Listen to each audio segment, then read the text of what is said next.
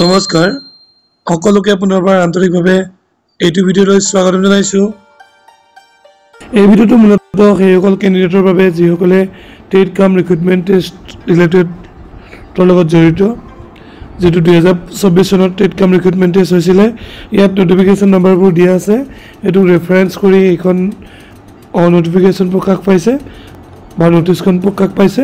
ইয়াত লিখা আছে যিসকল কেণ্ডিডেটে টেট কাম ৰিক্ৰুটমেণ্ট টেষ্টত অৱতীৰ্ণ হৈছিলে আৰু সিলেক্ট হৈছে, ডকুমেণ্ট ভেৰিফিকেশ্যন প্ৰচেছবিলাক কমপ্লিট হৈছে গ্ৰেজুৱেট টিচাৰ আৰু পোষ্ট গ্ৰেজুৱেট টিচাৰ পোষ্টৰ বাবে, আৰু তেখেতসকলৰ সম্পূৰ্ণ প্ৰক্ৰিয়াটো কমপ্লিট কৰিবৰ বাবে তেখেতসকলক কি লাগিব, updated employment exchange registration card লাগিব।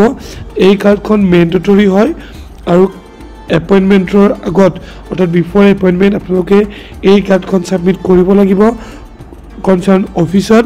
চ' যেতিয়া আপোনালোকে এপইণ্টমেণ্ট লাভ কৰিব তাৰ আগতে এই এমপ্লয়মেণ্ট এক্সচেঞ্জ কাৰ্ডখন আপডেট কৰি লওক, আৰু যিসকল আপডেট কৰিছে তেখেতসকলে কাৰ্ডখন ৰেডি ৰাখক।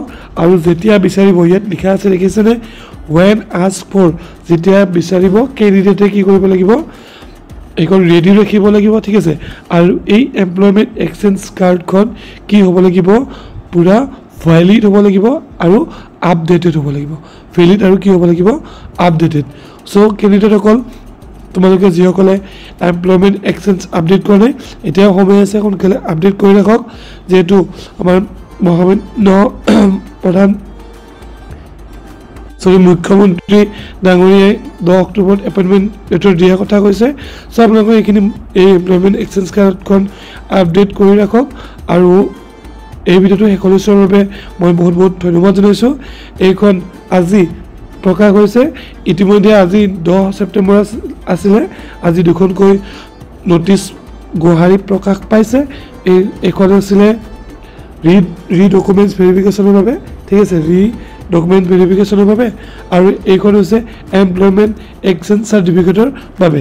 চ' মোৰ যদি আগৰ ভিডিঅ'টো চোৱা নাই, আপোনালোকে মোৰ চেনেলত ভিজিট কৰি সেইটো ভিডিঅ' চাওক, আৰু এই ভিডিঅ'টো আপোনালোকৰ বন্ধুবৰ্গৰ সৈতে শ্বেয়াৰ কৰক, যাতে তেখেতসকলেও এমপ্লয়মেণ্ট এক্সচেঞ্জ কাৰ্ডখন ৰেডি ৰাখিবলৈ সময় পায়। ভিডিঅ'টো শেষলৈ চোৱাৰ বাবে বহুত ধন্যবাদ।